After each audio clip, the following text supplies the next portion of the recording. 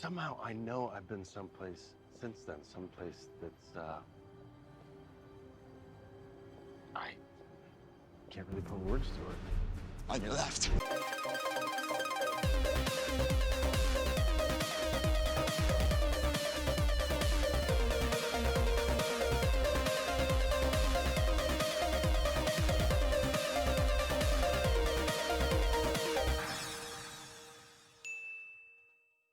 This is Mr. Movie Lover here with my first video of the new year.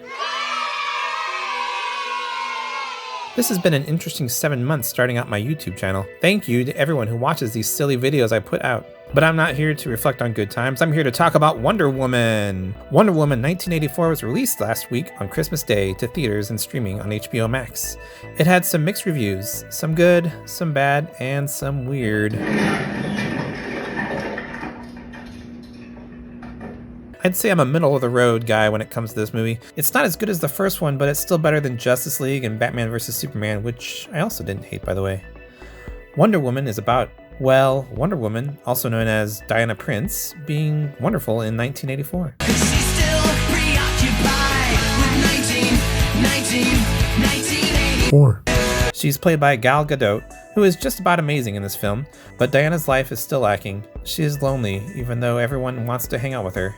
She runs into Barbara Minerva, played by SNL alumni Kristen Wiig. I have some things to say about Barbara later, but she's a shy, nerdy lady in the beginning whose biggest problem is she can't walk on heels.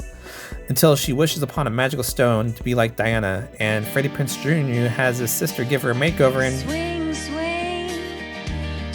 Wait, no. She actually gets Diana's popularity and super strength, and can also walk on heels finally. Yay! They both run into Maxwell Lord, played by Pedro Pascal, who also played Oberyn Martell in Game of Thrones. Wait, no, I can't show that scene on this channel. He's also obviously the Mandalorian in the Disney Plus's The Mandalorian. There we go. He takes the stone and uses it to wreak havoc on the whole world. Steve Trevor, who died in the first movie.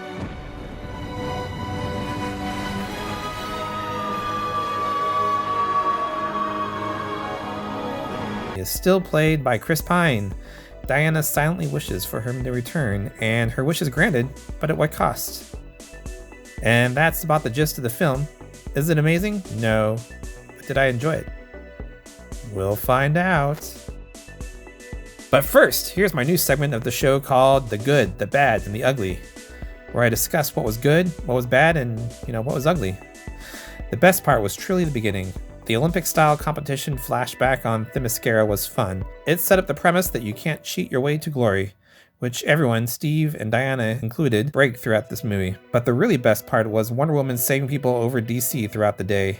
This scene was heavily channeling Richard Donner's Superman movies. Even the music that plays as they're transitioning from the past to the present past of the movie almost sounds like it was about to go into the Superman theme when it steers away.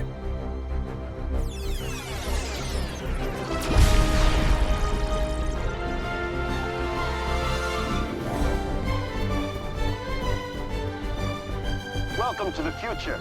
It was very light and playful. Wonder Woman even throws a little wink at a cute little girl in glasses. Great. Now for the bad.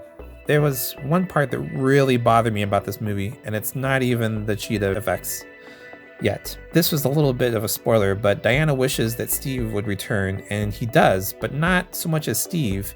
Rather, he takes over the body of a random man that lives somewhere near her.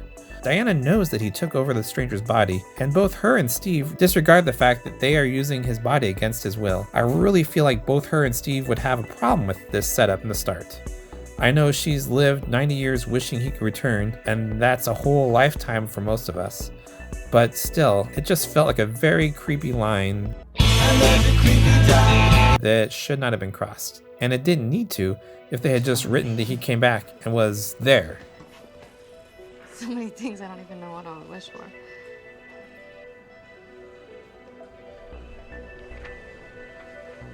I do. Well, anyway, sorry to bother you. If you need anything. There's no reason why he had to take over someone's body to do that. So that was the bad. And last but not least, the ugly. And here we go back to Cheetah. I think they made the fight scene at the end with Cheetah very dark on purpose because they didn't want to see how weird the CGI effects were on that. The first Wonder Woman's biggest flaw was the end fight scene, I believe, where she fought Ares in this big smoke-filled area that was just like DC movies love to do. Now, people are comparing this effect to Cats that came out last year, but I feel like it at least looks a little better than that. I think they could have just given her some cat-like features instead of completely furring her up and making everything look so fake, I guess I would say. Barbara's whole arc, by the way, is kind of meh too. She wants to be noticed, but as soon as she does, then she makes some pretty shady choices.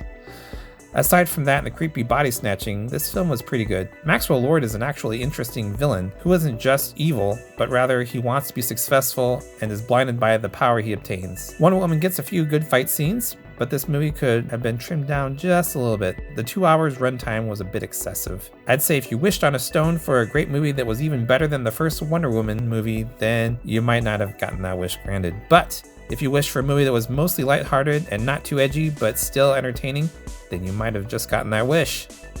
And if you wish that this video was over, then you might also have your wish granted. But the downside is that you must like and subscribe. Okay, bye-bye.